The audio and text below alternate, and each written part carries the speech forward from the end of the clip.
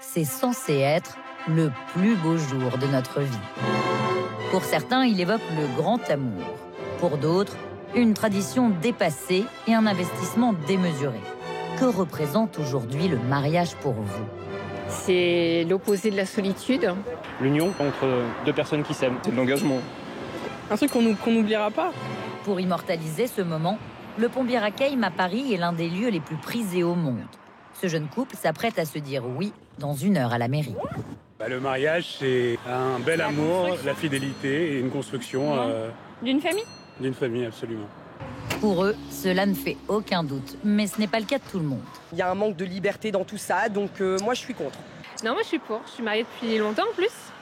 Pas spécialement pour le mariage, non. J'ai donné 5 fois, donc Vous seriez prêt à vous remarier ? avec vous. 6 Français sur 10 déclarent ne plus du tout avoir envie de se marier. Des chiffres qui ont de quoi refroidir ceux qui se décident enfin à faire leur demande. Car il y a la peur ultime du non, mais aussi celle de trouver le bon moment et le bon endroit. Pas devant le château de Disneyland Paris apparemment. Elle a dit oui. C'est super, mais dis-lui ici, ça sera encore mieux. Pour éviter ce genre de fiasco, certains n'hésitent pas à faire appel à des professionnels.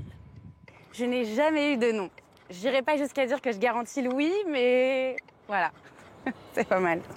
Pauline est organisatrice de demandes en mariage. Elle en planifie en moyenne 30 par mois. Et dans la plupart des cas, c'est encore l'homme qui pose son genou à terre. Samedi dernier, j'ai eu ma première femme pour un homme. Ça y est, j'ai eu la première. Et il a dit oui. La formule la plus populaire coûte 1 500 €.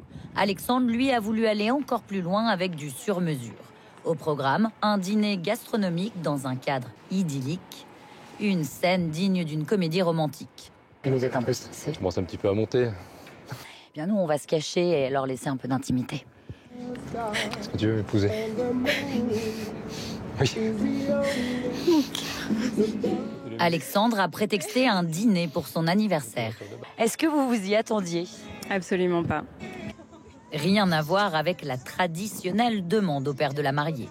Florence Maillochon, spécialiste du mariage, décrypte ces nouvelles tendances.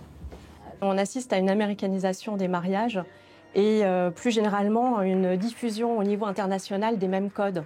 Dans les années 70, la plupart des mariages étaient célébrés dans le cadre d'une confession. À l'heure actuelle, il n'y a plus que la moitié des mariages qui sont des mariages religieux. Ce sont les cérémonies laïques qui ont le vent en poupe et qui arrivent elles aussi tout droit des États-Unis. En général, elles se déroulent à l'extérieur, sur une plage ou comme ici, en plein milieu d'une forêt à 40 minutes de Paris. Le but, c'est de pouvoir s'inspirer de traditions qu'on connaît et puis de créer la nôtre. C'est ça pour nos enfants, nos petits-enfants et ainsi de suite. Mais certaines coutumes ont la vie dure. On danse. Là, on me l'a imposé. On va vraiment forcer la main. Tiens, le bouquet. 0.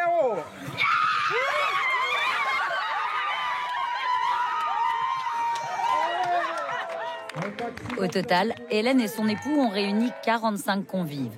Un mariage intime, donc, autour d'un menu végétalien, à leur image. Mais l'originalité a un prix, 30 000 €. C'est qu'une fois dans la vie, on s'est fait plaisir. Pas de séparation.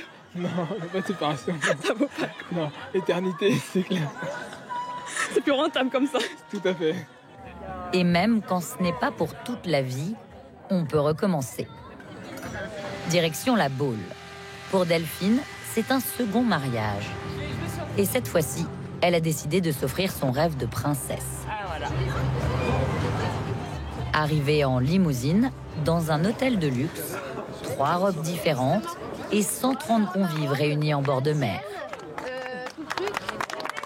Aujourd'hui, l'âge a fait que, on a eu une profession et donc on a pu réaliser le mariage que l'on souhaitait. Voilà. Donc voilà pourquoi ce grand mariage. Très rare dans les années 70, les secondes unions représentent aujourd'hui 20% des mariages en France. On a le droit de se tromper, de faire une erreur une première fois.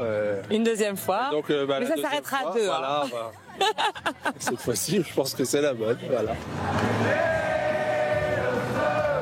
Après 2 années sans mariage ou presque à cause du Covid, l'été 2022 pourrait bien être celui de tous les records d'union.